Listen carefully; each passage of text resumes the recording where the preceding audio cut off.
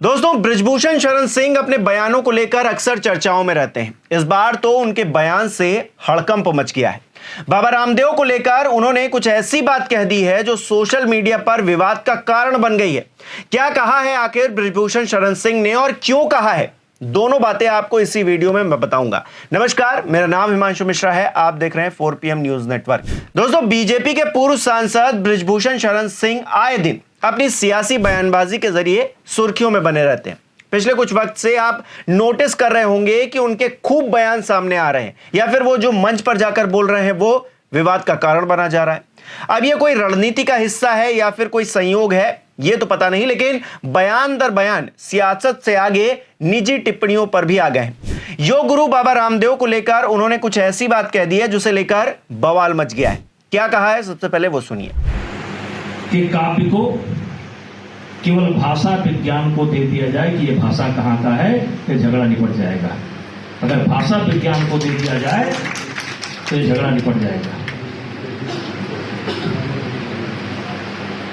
और वैसे तो सब कुछ है अपने पास, लेकिन केवल भाषा विज्ञान को अगर ये दे दिया जाता, और तब बलरामपुर अलग नहीं था, तब गोंडा भी इसी में था। अब महर्षि जगदम्ब का भी इतिहास यहीं से मिलता है। पाराशर ऋषि का भी इतिहास यहीं से मिलता है। पुत्रेष्ठ यज्ञ जिन्होंने कराई, क्या नाम था वो, श्रृंगी ऋषि, उनका भी इतिहास यहीं से मिलता है। पांडवों ने अज्ञातवास काटा, उनका भी इतिहास यहीं से मिलता है। गौतम बुद्ध ने तपस्या किया, उनका भी इतिहास यहीं से मिलता है। रामदेवुआ जिसके नाम पर कमा खा रहा है, रामदेव का नाम कमा खा रहा है, महर्षि पातंजलि का भी इतिहास यहीं से मिलता है।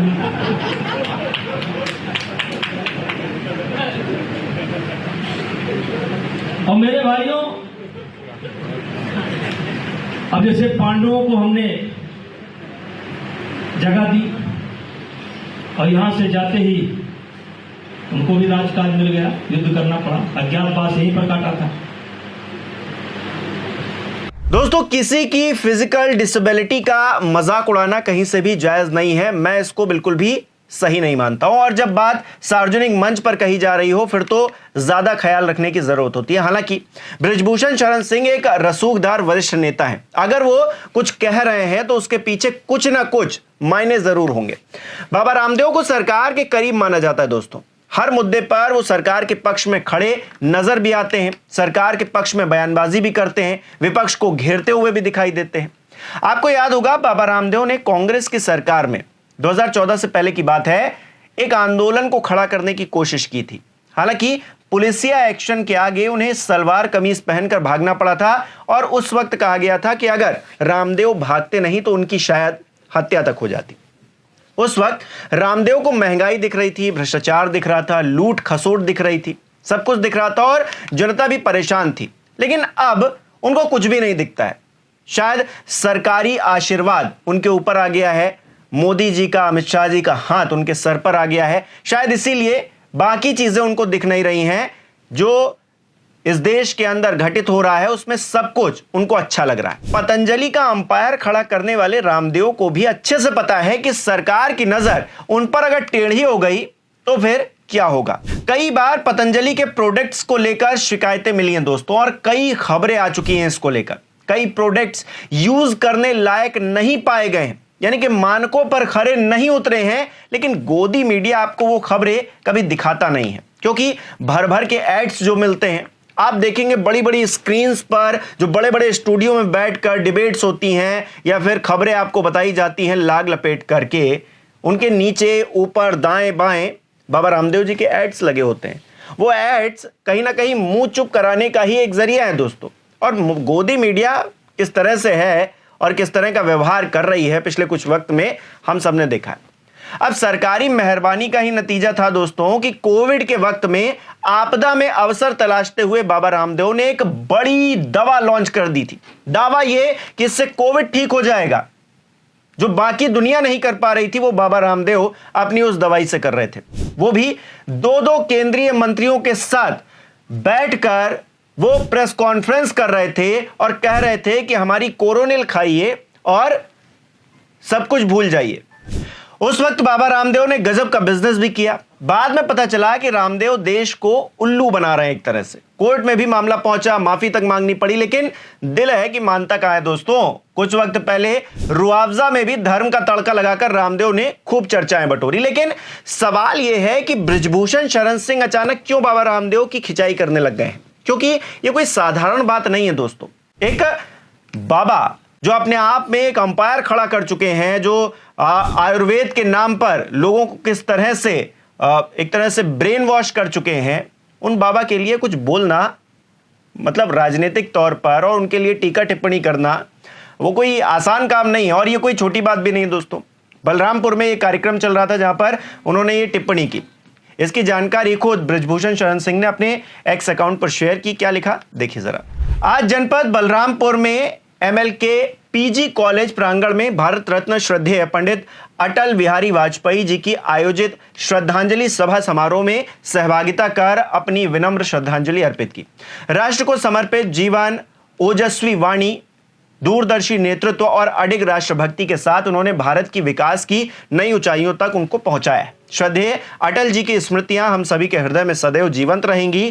कार्यक्रम में हमारे साथ कार्यक्रम की संयोजिका श्रीमती अंजलि मिश्रा, बलरामपुर सदर के विधायक श्री पलटू राम जी, तुलसीपुर विधानसभा के विधायक श्री कैलाश नाथ शुक्ला जी और श्री दद्दन मिश्रा जी, पूर्व सांसद व अध्यक्ष जिला पंचायत बलरामपुर श्री राम फरन पांडे जी, विधायक सहित अन्य स्थानीय जनप्रतिनिधिगण उपस्थित रहे।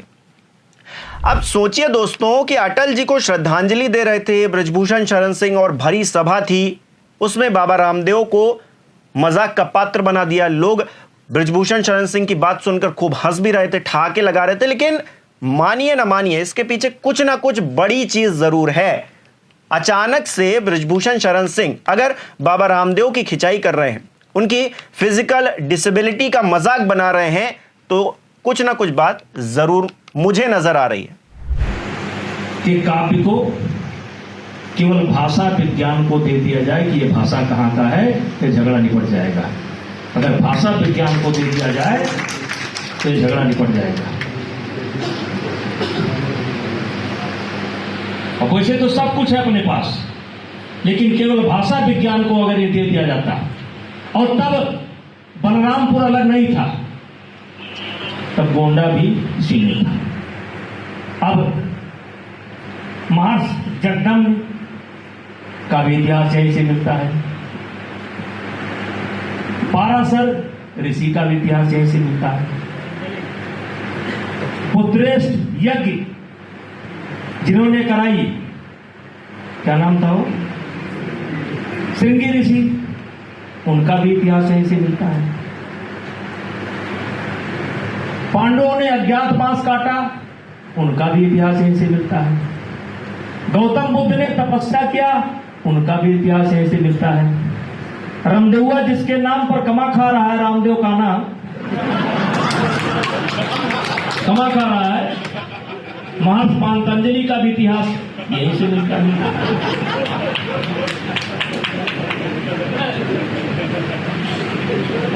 और मेरे भाइयों, अब जैसे पांडवों को हमने जगह दी और यहां से जाते ही उनको भी राजकाज मिल गया, युद्ध करना पड़ा, अज्ञातवास यहीं पर काटा था। खैर, बृजभूषण शरण सिंह अपने इसी अंदाज के लिए जाने जाते हैं दोस्तों। अब इसके लिए क्या ही कहा जा सकता है, वो एक वरिष्ठ नेता हैं। अब उन्होंने कुछ कहा है, उसका अभी तक तो कोई जवाब न रामदेव की तरफ से आया है, ना ही उनकी टीम की तरफ से आया है। देखते हैं इस पर क्या होता है। हालांकि इससे पहले पूजापाल के निष्कासन को लेकर बृजभूषण शरण सिंह चर्चाओं में थे, क्योंकि अखिलेश यादव का उन्होंने समर्थन किया था, उन्होंने इसे सही बताया था। उससे पहले भी योगी आदित्यनाथ से मुलाकात को लेकर वो खूब चर्चाओं में रहे, क्योंकि ये मुलाकात एक लंबे अरसे के बाद हुई थी। ऐसे में तमाम पुरानी बातें निकालकर सामने रखी गई। दोनों नेताओं के बीच नाराजगी की जो बर्फ थी, उसे पिघलाने की कोशिश की तो गई, लेकिन वो कितनी पिघली पता नहीं, क्योंकि एक अलग सी तस्वीर उभर कर सामने आई दोस्तों, क्योंकि बृजभूषण शरण सिंह इस मुलाकात से बहुत ज्यादा खुश नजर तो नहीं आए। कहा जा रहा है कि जल्द ही योगी कैबिनेट का विस्तार होने जा रहा है। इसमें बृजभूषण शरण सिंह चाहते हैं कि उनके विधायक बेटे को जगह मिल जाए। अंदर खाने बातचीत क्या हुई कोई नहीं जानता और मुलाकात का भी कोई निष्कर्ष निकला नहीं। इसके बाद प्रतीक भूषण केशव प्रसाद मौर्य से मुलाकात करते हुए भी पाए गए, यानी कि योगी के साथ बातचीत सफल नहीं रही, ये एक्सपर्ट्स का कहना है। तब से मामला शांत था, लेकिन पूजा पाल के जरिए बृजभूषण शरण सिंह को फिर से मौका मिल गया। उन्होंने सीधे अखिलेश यादव का समर्थन कर दिया, जबकि कोई और नेता होता तो समाजवादी पार्टी और अखिलेश यादव को पानी पी पी कर कोसता, जैसा कि हमने देखा भी है। लेकिन बृजभूषण शरण सिंह ने ऐसा एक पल के लिए भी नहीं किया, जिसका मतलब साफ है कि बृजभूषण शरण सिंह के मन में कुछ और ही चल रहा है। सियासी तौर पर माहौल गर्म है। बृजभूषण क्या अगले चुनाव तक बीजेपी के साथ बने रहेंगे, इस बात पर भी संशय जताया जा रहा है। हालांकि विधायक और सांसद बेटे के चलते संभावना कम ही है कि वो पलटी मारे, क्योंकि वो दोनों ही भारतीय जनता पार्टी से जनप्रतिनिधि हैं। लेकिन उनकी तलखी पर सुर्खियां काफी समय से बनती आ रही हैं और अब एक बार फिर से उन्होंने रामदेव पर कमेंट करके नया बवाल खड़ा कर दिया। अब ये बवाल कहां तक जाएगा, क्या रिप्लाई उधर से आता है, ये देखना दिलचस्प रहेगा। आप इसे किस तरह से देख रहे हैं हमें कमेंट करके जरूर बताइएगा। इस वीडियो को लाइक कीजिए, शेयर कीजिए और हमारे चैनल को सब्सक्राइब नहीं किया तो वो भी कीजिए। बहुत बहुत धन्यवाद।